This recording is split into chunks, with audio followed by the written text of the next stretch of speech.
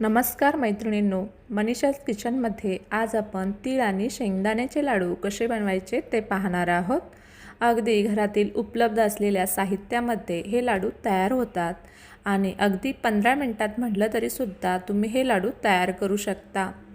भरपूर आरोग्यदायी फायदे असलेले हे लाडू लहानांपासून मोठ्यांपर्यंत सर्वांनाच आवडतात आणि अगदी 1 महिना जरी ठेवले तर हे लाडू टिकू शकतात। चला तर मग वेळ न घालवता रेसिपीला सुरुवात करूया।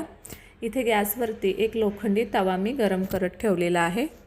त्यामध्ये 1 वाटी शेंगदाणे घातलेले आहेत। घरातील कोणतीही एका वाटीने शेंगदाणे आपल्याला मापून घ्यायचे आहेत। यामध्ये आपल्याला गूळ घालण्यासाठी शेंगदाणे मापून घेणे गरजेचे आहे। शेंगदाणे आपल्याला स्लो गॅसवरतीच छान असे खरपूस होईपर्यंत भाजून घ्यायचे आहेत। गॅस मोठा करून शेंगदाणे भाजायचे नाहीत आणि शेंगदाणे करपवायचे सुद्धा नाहीत। 10 ते 12 मिनिटांमध्ये शेंगदाणे छान असे खरपूस साल तडकेपर्यंत शेंगदाणे भाजलेले आहेत। आता एका ताटामध्ये हे शेंगदाणे काढून घेऊयात। यानंतर आपण तीळ भाजून घेणार आहोत। इथे तवा गरमच आहे, त्यामुळे तीळ भाजण्यासाठी जास्त वेळ लागत नाही। अगदी 2 मिनिटातच तीळ आपले भाजून झालेले आहेत। तीळ असे छान चटचट उडायला लागले की काढून घ्यायचे। तीळ जास्त करपवायचे नाहीत, कारण तीळ जास्त जर करपले तर लाडू कडवट लागतात। आता तीळसुद्धा एका प्लेटमध्ये काढून घ्यायचे आणि तीळ आणि शेंगदाणे हे आपल्याला पूर्णपणे थंड करून घ्यायचे आहेत। जर तुम्हाला शेंगदाण्याचे साल काढायचे असेल तर ते तुम्ही काढू शकता, नाही असंच वापरले तरी सुद्धा चालू शकते। त्यानंतर मिक्सरच्या भांड्यात घालून हे आपल्याला जाडसर असं वाटून घ्यायचं आहे। अगदी बारीक पीठ करायचं नाही। हे बघा, अशा प्रकारे जाडसर वाटून घ्यायचं आहे। हे बघा, अशा प्रकारे आपल्याला जाडसर असं हे वाटून घ्यायचं आहे।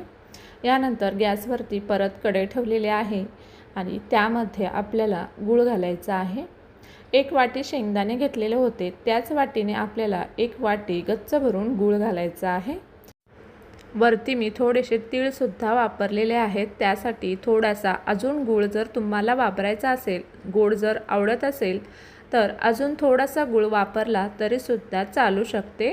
इथे मी थोडासा गूळ कमीच वापरलेला आहे। गूळ आपल्याला फक्त 2 मिनिटांसाठी विरघळवून घ्यायचा आहे, याचा पाक तयार करायचा नाही। फक्त ह्याला 2 मिनिटं लागतात। अशा प्रकारे फक्त आपल्याला गूळ वितळवून घ्यायचा आहे। हे बघा, अगदी 2 मिनिटात गूळ विरघळलेला आहे। आता गॅस आपल्याला बंद करायचा आहे। यानंतर यामध्ये शेंगदाणे आणि तिळाचं कूट घालायचं आहे आणि छान असं हे एकजीव करून घ्यायचं आहे। तुम्हाला जर हे असं गूळ विरघळवून जर लाडू बनवायचे नसतील तर या कूटामध्येच गूळ आपण खिसून घालायचं आहे आणि नंतर ते आपल्याला मिक्सरला परत एकदा फिरवून घ्यायचं आहे। अशा प्रकारे सुद्धा तुम्ही हे तीळ शेंगदाण्याचे लाडू बनवू शकता। इथे हे सर्व मिक्स झालेलं आहे। हे बघा, तुम्ही बघू शकता, मस्त असं मऊसूत ह्याचं मिश्रण तयार झालेलं आहे। आता हे मिश्रण थोडंसं हाताला गरम लागतं, पण थोडंसं 1-5 मिनिटानंतर थंड झाल्यानंतर ह्याचे लाडू वळून घ्यायचे आहेत। हे बघा, छान असे मऊसूत आपले लाडू तयार झालेले आहेत। जर समजा तुमचं मिश्रण जर कोरडं झालं तर यामध्ये 1-2 चमचे तूप घालायचे आणि मिक्स करून परत लाडू बनवून घ्यायचे। जर तुम्ही मोठ्या प्रमाणात करत असाल तर तसं होऊ शकतं। इथे आपण थोड्याच प्रमाणात हे लाडू बनवत आहोत। हे बघा, मस्त असे आपले लाडू तयार झालेले आहेत। अगदी मऊसूत हे लाडू तयार झालेले आहेत। यामध्ये अजून दुसरं काहीसुद्धा वापरण्याची गरज नाही। वेलची पावडर, तूप हे काहीसुद्धा वापरायचं नाही। अगदी असेच हे लाडू खायला छान लागतात।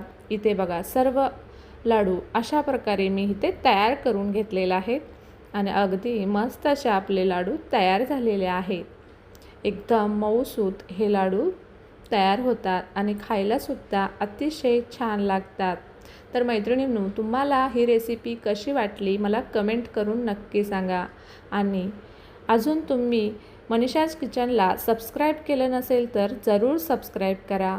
चला तर मग भेटूया अशाच एका छानशा व्हिडिओसोबत। तोपर्यंत धन्यवाद।